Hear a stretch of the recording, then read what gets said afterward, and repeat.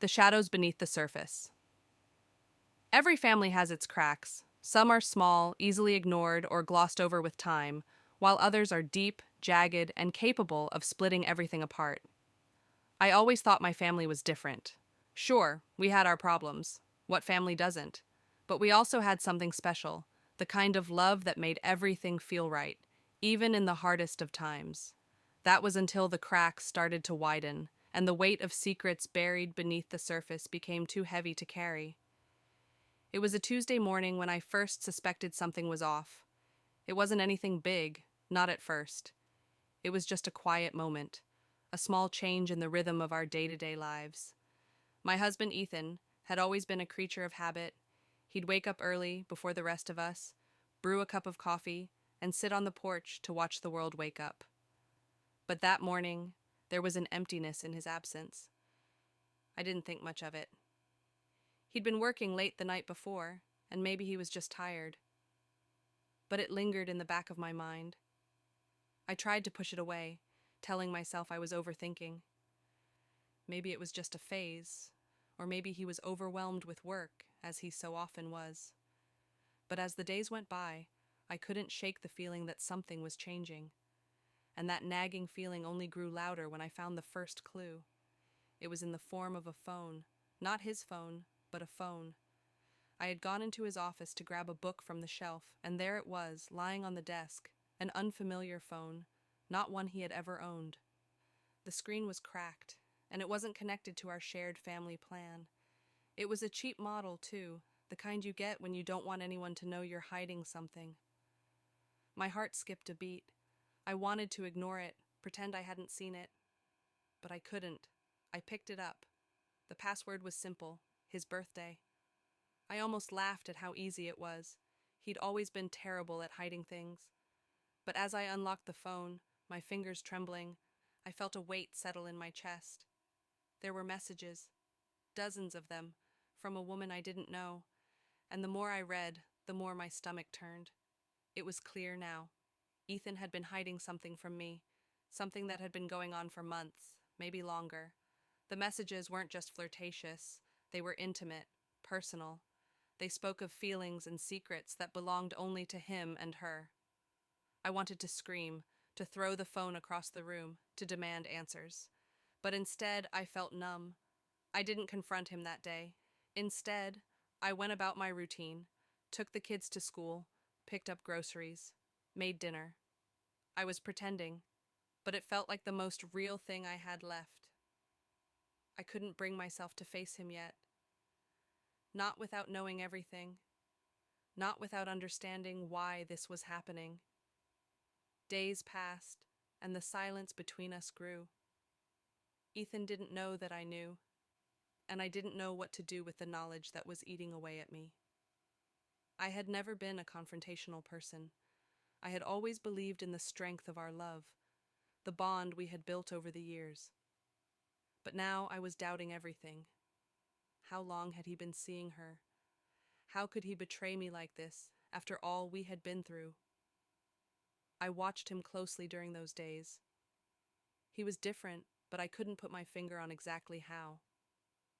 He still smiled at me the same way, kissed me goodnight, helped with the kids. But there was something in his eyes that I couldn't recognize. A distance, a coldness.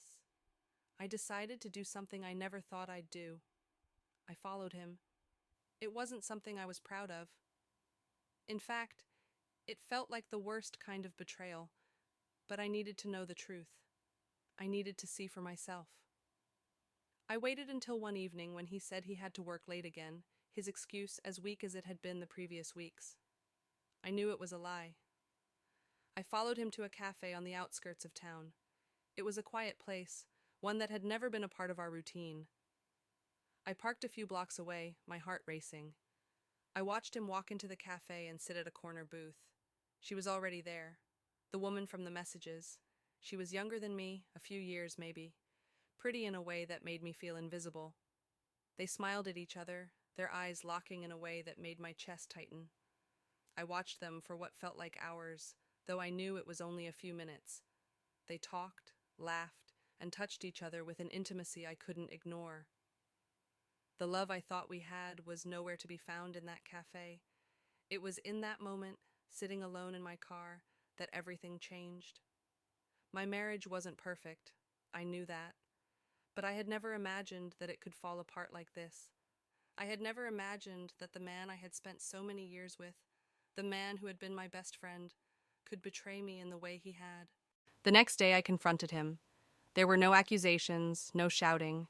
I simply asked him about the phone, about the woman, and for a moment I saw it. Guilt, shame, and fear, all mixed together in his eyes. He tried to deny it at first, but the truth was already there, written all over his face. He didn't beg for forgiveness, not at first. Instead, he told me about her, about the affair that had been going on for months. He told me about how he was confused, how he felt disconnected from me. But his words didn't make it any easier. They only made the hurt deeper, sharper. I wanted to ask him why. Why her? Why not me? But the questions seemed pointless. The answer was clear. He had made his choice, and now I had to make mine. I wish I could say that I found the strength to leave him right then and there. But it wasn't that simple. We didn't talk much after that conversation. There were no more hugs, no more laughter. There was just a quiet understanding that we were both living in a lie. But what hurt the most wasn't that he cheated. It was that I had let myself believe that I could never be betrayed, that my family, my love, was invincible. The truth was, no one is immune to heartbreak, not even us. The days after our conversation felt like a blur. Ethan and I existed in the same house, but had drifted so far apart that I almost felt like a stranger in my own life. There were no more late-night talks or shared glances across the dinner table. No more subtle gestures of affection, the quiet ones that once made our lives feel like a single shared experience. Instead, there was only silence. A silence that screamed louder than any argument ever could. I found myself retreating into myself. I didn't talk to anyone about what was happening. Not my friends, not my family. I couldn't bear the thought of them knowing how broken I felt, how foolish I had been to trust him, to believe in us. I couldn't even look at the kids without feeling the sting of betrayal. How could I explain to them that their father, the man they adored, had shattered our family? Ethan tried. Oh, he tried. But the more he apologized, the more he seemed like a stranger to me. The more he spoke of his regret, the more hollow his words felt. He didn't understand the depth of what he had done. He didn't understand that the trust we had built over years was now nothing but shattered glass, impossible to piece back together. He would come to me late at night, his face filled with remorse, his voice pleading. "I'm sorry. I never meant for this to happen. I love you. Please, just let me show you how much you mean to me. I'll do anything." But how could I believe him? How could I believe in love that had been so easily discarded for something new, something that wasn't even real, a fantasy, a brief escape from the life we had built? I wanted to tell him that love didn't work that way, that love wasn't just a feeling that came and went with the wind, but a choice you made every day through thick and thin. But I didn't, because deep down, I was terrified of what would happen if I let myself believe him. Instead, I began to do something I hadn't done in years. I focused on myself. I started going to therapy. At first, I didn't want to go. I was embarrassed, convinced that my problems were too personal, too shameful to share with a stranger. But with every session, something started to shift. I realized that I wasn't just angry at him, I was angry at myself. Angry for not seeing the signs, for ignoring the little pieces of myself that I had sacrificed for the sake of the family.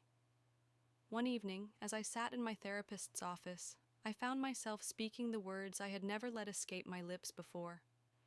I don't know who I am anymore. My therapist looked at me, a soft smile on her face. That's okay. Sometimes when we've been lost in someone else's world for so long, it's hard to remember who we are. But you are not defined by him. You are not defined by this pain. You are more than this moment. Those words stayed with me. I wasn't sure if I believed them right away, But they began to open a door in my mind, a door I had locked long ago. I had been so consumed by being a wife, a mother, that I had forgotten what it meant to be me. The days after that were filled with reflection. I spent more time alone, not out of spite, but because I was finally coming to terms with the fact that I had to heal. Whether Ethan was willing to change or not, whether he could fix what he had broken, didn't matter anymore. I had to fix myself first. I had to learn how to stand on my own again. I started to reconnect with old friends, friends I hadn't spoken to in years. Women who had been in my life before marriage, before children, before I had buried my own desires and dreams under the weight of my responsibilities. We laughed, we cried, we shared stories about our lives, and through it all, I remembered who I was. I also started writing again.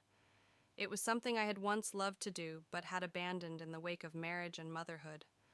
But now, with every word, every sentence I poured out onto the page, I began to feel alive again. It was as though the act of writing had given me permission to exist, to be something more than just someone's wife, someone's mother. But there was one thing I couldn't avoid: Ethan. The more I found myself, the more I realized how far we had drifted. The distance between us had grown to an insurmountable height. And as much as I had hoped for reconciliation, for some miracle that would bring us back together, I knew in my heart that the man I had married no longer existed. He was gone, replaced by someone I didn't recognize. One night, as we sat at the dinner table, the children chattering away as they always did, I couldn't ignore the emptiness between us any longer. Ethan reached for my hand across the table, his fingers trembling as he did, but I pulled mine back. His eyes, full of hope, met mine, and for the first time in months, I looked at him with clear eyes, unclouded by the years of history between us. "I can't do this anymore, Ethan," I said, my voice steady, though my heart ached with the weight of my words. "I can't keep pretending that everything is fine when it's not." He looked at me, confusion flickering in his eyes, but there was no anger, no defensiveness, just sadness, the kind of sadness that came from knowing it was too late to fix things. "I'm sorry," he whispered. "I know I've hurt you. I'll do whatever it takes to make this right." But I shook my head. "I don't think you can anymore. And I don't think I want you to." The words stung, but there was relief in them too.